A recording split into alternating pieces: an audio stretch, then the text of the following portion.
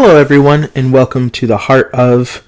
This is going to be a different kind of episode because I'm going to do a follow-up to a previous episode I did last week where I talked about gaming with friends, with community, and I told a story of mine, I told a story of my friend Jay's, and now I have 3 more stories, and let's dive into it. It'll probably be on the shorter side, but I think these stories are awesome, so let's get into it. So, this is from my friend Kate. Co-op gaming has always been a part of my life. The first video game I can remember playing is Mario on the NES with my uncle. As a kid, my brother and I were always on the lookout for multiplayer games, but we also played single-player games side by side. I wouldn't be a gamer today without the influence of my brother growing up, and him including me while playing SNES, PlayStation, and Dreamcast. Gaming with friends was a lifeline during the COVID pandemic. It allowed me to connect with my friends while we were all in lockdown and made me feel less alone. The past few years have been exceedingly difficult as I navigated many personal issues, but having a core group of friends I could spend a few hours with each week with gaming was also allowed a joyful escape. My friends have introduced me to so many games I wouldn't have played otherwise as well. More specifically, my co-op gaming during the pandemic became with my friends Joanna, Dylan, and Sparky suggesting we start a multiplayer Stardew game. Although I had played Stardew Valley in single player before, co-op with them allowed for a greater depth of the experience. They taught me how to use mods, for example. Observing their farm layouts gave me ideas too. I looked forward to playing with them each week. It became a bright spot for me during a difficult time. I am so grateful for that it deepened our friendship. Gaming together brought us closer because we talked about Stardew, which also led us talking about our lives. There may be many wonderful single-player games, but fundamentally to me, gaming is a social activity. I have always found more fun gaming with friends and highly recommend it to anyone who is looking to connect with their friends and more. I absolutely agree with that. I think gaming is such a community builder, and doing it with friends and loved ones. I game with my wife all the time. If we both want to experience a story. So, for example, the last 2 God of War games, the last few Spider-Man games have been such a great activity to sit down and play, and you're getting the story in together, and then it's like, oh, check this out. Or, ooh, try this. Or, ooh, what if we go down there? And it opens an avenue compared to if you were just playing it by yourself. Another good idea of that is, when we think of gaming as this isolationist thing, well, there's also that element of gaming that's watching. And then even someone who doesn't have the controller in their hand can be an active part of the experience. So, for example, if I'm playing like a horror game and someone's watching along, they'll be like, oh my god, don't go in that door, or oh my god, do this, essentially the Resident Evil experience, just playing alongside with someone, you can really have a great bond, even if you don't have the controller. For example, Kate's my friend, and I remember when Death Stranding came out, and I remember we both sat down and we watched the opening hours, and it was awesome, because we both love Hideo Kojima.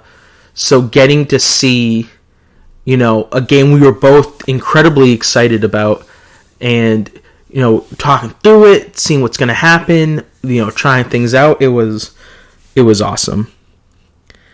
The next story is from my friend who's also named Kate. So this is from, I like to call her Aviator Kate. We worked together for many years, or the Marshal. Neither my sister nor I were allowed to play video games growing up. Our parents encouraged reading and playing outdoors and vigorous use of our imaginations. But as kids, hearing other kids talk, I realized that many of our peers had already had Xboxes and PS2s. I, being the eldest, managed to persuade and cajole and finagle my way into being allowed to play RuneScape at the ripe old age of 11. I put in some hours on that and never really did anything I distinctly remember or enjoy. My sister swiftly followed the line of interest, but wanted to play Lego games.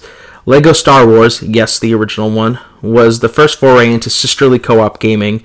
When I tell you that I nearly went insane trying to find the red brick of power that granted invisibility, I kid you not, reason being the original Lego Star Wars had limits on how far each player when engaged in co-op play, can stray from each other. It took timing that we can both see and move through various obstacles in cohesion. I died repeatedly, losing studs, the game's currency, and dignity in the remaining shreds of my sanity. My sister loved it. She still teases me about it till this day. We beat LEGO Star Wars 1 and 2, and Batman 1, 2, and 3, and LEGO Lord of the Rings, and most recently we started and have not even made 2% completion on LEGO The Skywalker Saga.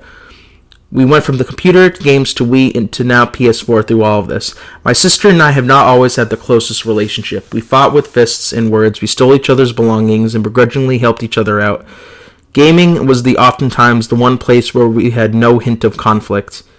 The one exception I admit is when I rage quit after LEGO Batman 2 crashed when we were about to achieve 100% completion, but both of us were screaming and not at each other, and we had not touched the Wii since, and it will never earn our forgiveness. Kate's the best. LEGO games are silly, they are comical and familiar and easy, but the delight that they brought my sister and me is consistent and inescapable. As recently as a few weeks ago, we played too much late into the evening. My sister and I have spoken about upgrading to the next system together so we can play other games online. The strange thing is we generally do not enjoy the same thing. LEGO video games happen to be the serendipitous exception. Wow, that's an awesome story. That got, even just reading it, I got a lot of laughs out of it. One of the things I remember, so both Kates and I worked together in the same place.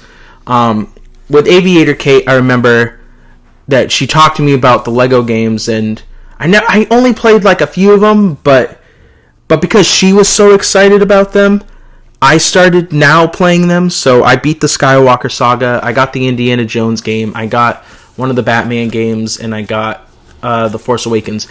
It's always so cool to read about how it brings family together, even if you may not have the similar interests. I have cousins who don't, like, gaming is fun for them, but it's like not everything, where I spend so many hours playing games. And I remember us playing through GoldenEye on the N64, playing Grand Theft Auto side by side, Max Payne is another one, and how these integral moments meant everything to us. So reading about it, I don't know, that story was awesome. I hope it gave you as much enjoyment hearing it as I got from reading it. The last story is from my friend Rose. Funny enough, we met at the same place. Okay, here's Rose's story. Gaming with friends has been a life changer for me.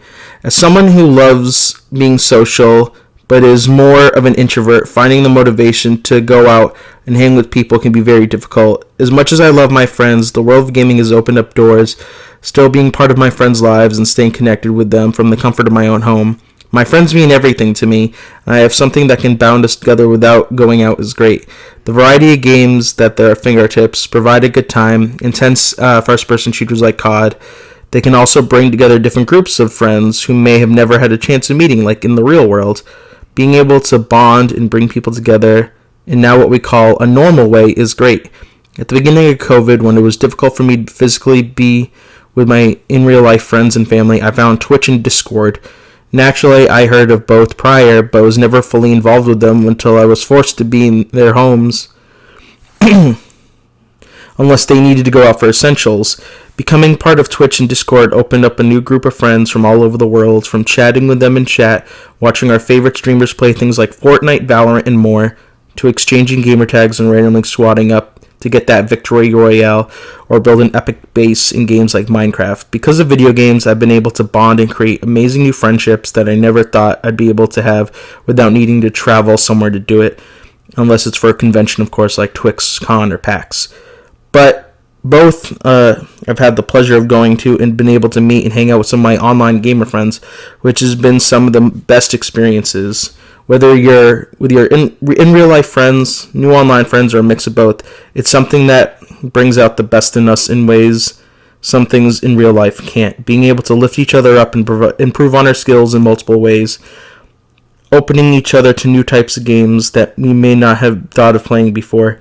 Games will forever be in our lives and be a bonding experience for generations to come. But remember, kids, touching grass is still good, important from time to time. Reading these, that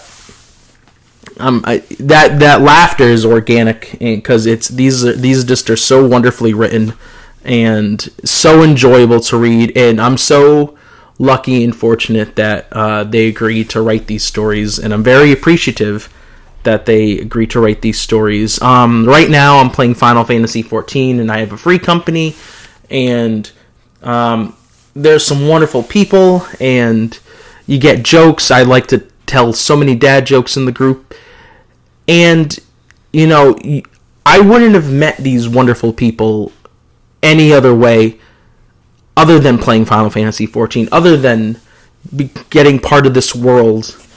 So, just like Rose said, it does open up a door, and it does open up a way to meet people and talk about life with people that you may have never met in a million years. I know the world, just with technology and everything, the world is small, but in reality, the world is still a very big place. So to get to do all these things and to meet all these wonderful people that you may have not have ever gotten a chance to meet is something that I will never take for granted. I hope you really enjoyed these stories. I enjoyed reading them, and it was just such a blast to do. Thank you, and I hope you have a wonderful day.